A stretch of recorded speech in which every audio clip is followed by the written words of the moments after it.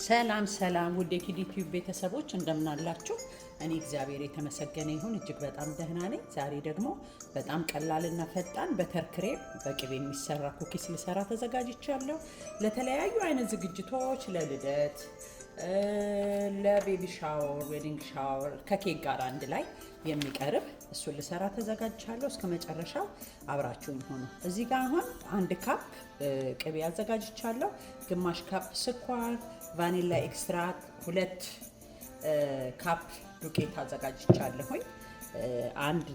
ይሄ ቫኒላ ኤክስትራክት ነው። 1 ቴብል ስፑን ነው የምንጠቀመው። ሃፍ ቲ ስፑን ደግሞ ጨው አዘጋጅቻለሁ። 1 እንቁላል አለኝ። በእነዚህ ነው የምጠቀመው። እስከ መጨረሻው አብራችሁ ሁኑ። ከዛ በኋላ ባግ ያስፈልገናል። እንዲህ አይነት ባግ ወይንም ኤኒ ባግ ያላችሁን። ይሄ ደግሞ ቲፕሱ እኔ የምጠቀመው ይታያችኋል። አይ ሆፕ 1E የሚል ነው። በሱ ነው የምጠቀመው። ስለዚህ ወደ ስራው እንግባ። አሁን እዚህ ጋር ቅቤው ሩም ቴምፕሬቸር መሆን አለበት። በቃ ቤት ውስጥ የቆየ የክፍላችንን ሙቀት የያዘ መሆን አለበት። ቤኪንግ ስንጠቀም ሁሉ ጊዜ ማለት ነው። እዚህ እናደርግና ከስኳሩ ጋር በደንብ ክሬሚ እስኪሆን ድረስ መጀመሪያ ላይ እንመታዋለን።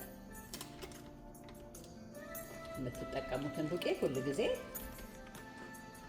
መንፋት እንዳይዘነጋ።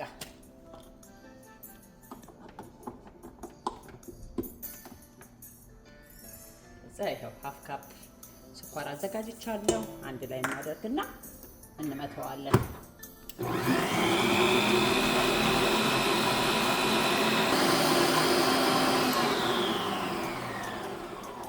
አሁን እንደዚህ ክሬም ሆኗል። እዚህ ላይ ጨውን 1 የሾርባ ማንኪያ ቫኒላ ኤክስትራክት እና 1 እንቁላል እንጨምርና በደንብ አድርገን ደግሞ መልሰን እንመተዋለን።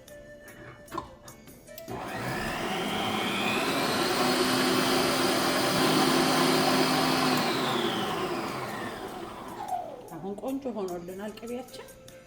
እዚህ ላይ ግማሹን ዱቄት እንጨምርና መጀመሪያ በመካከለኛ ስፒድ ነው መጀመሪያ ላይ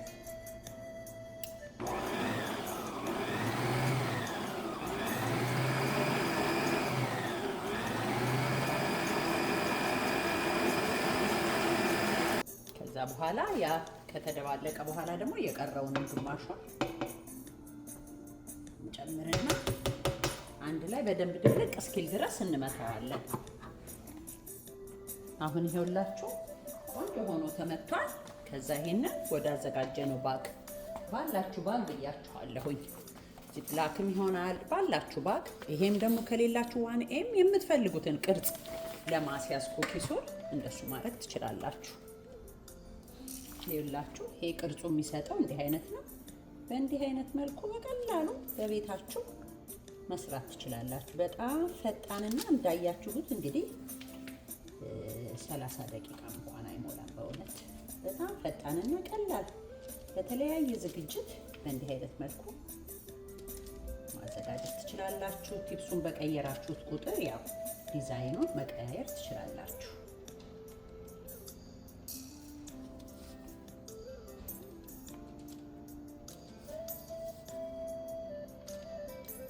ይሄንን አሁን በ300 ዲግሪ ሴንቲግሬድ 15 ደቂቃ አበስልና ደግሞ አሳያችኋለሁ። ቀና ያሉትን እንደዚህ መመለስ ትችላላችሁ። በጣታችሁ ከነካ ስታደርጉት በጣም ቀላል ነው። እንደ አማራጭ ደግሞ በራሱ በ1M ቲፕሱ የተለያየ አይነት ዲዛይን ሊያወጣላችሁ ይችላል። ያኛውን በደዛ አይነት መልኩ ነው። እቺን ደግሞ እንደዚች አድርጋችሁ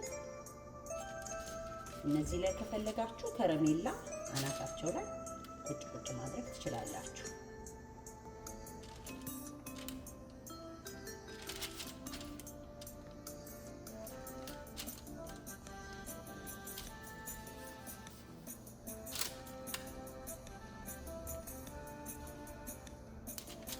ቀላልና ጊዜ የማይፈጅ ነው። ነገር ግን ኬክ ሲቀርብ አብሮት ሲቀርብ ለዲኮር በጣም ያምራል።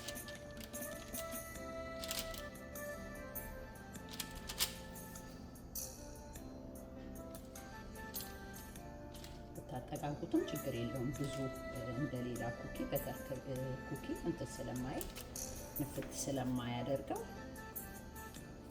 እንደዚህ ይሄኛውን በዚህ መልኩ ይሄኛውን ደግሞ በእንዲህ አይነት መልኩ ሰርቸዋለሁ። በስሎ ሲወጣ ደግሞ ተመልሰን እንገናኛለን። ይኸውላችሁ በእንዲህ አይነት መልኩ ቆንጆ ሆኖ በስሎ ወጥቷል። እንደዚህች መስራት ትችላላችሁ። ለዛሬ ከኪዲ ኪችን እንዲህ አይነቱን ቆንጆ በተር ክሬም ኩኪ አዘጋጅቼ አቅርቤላችኋለሁ።